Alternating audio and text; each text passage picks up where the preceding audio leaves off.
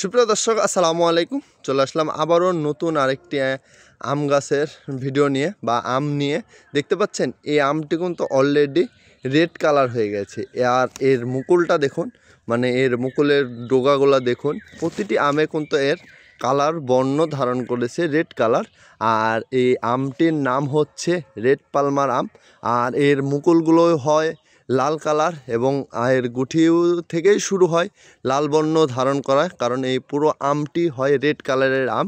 তো এই গাছটি দেখুন, আপনাদেরকে এই গাছটা আমি একটু ভিতরে ঘুরে দেখাই, কারণ আসলে সব গাছগুলো দেখানো সম্ভব হচ্ছে না। ভিতরে সব সারিবদ্ধভাবে রাখা হয়েছে দেখতে পাচ্ছেন, কারণ আসলে সব জায়গায় তো একটা একটা করে গাছ রাখা সম্ভব হয়ে দাঁড়ায় না।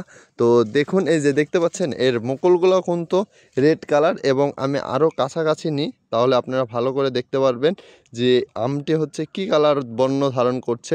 এটা কিন্তু রেড কালার, এই যে দেখতে পাচ্ছেন।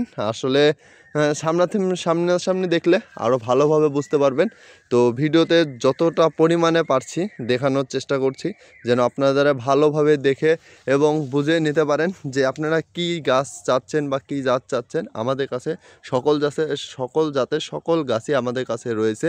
তো আপনারা যারা এরকম হাফ বস্তায় বসানো রেড পালমার আম গাছের আম সহ ছোটো ছোটো আম সহ গাছ নিতে চান, তারা কিন্তু আমাদের সাথে যোগাযোগ করতে পারেন।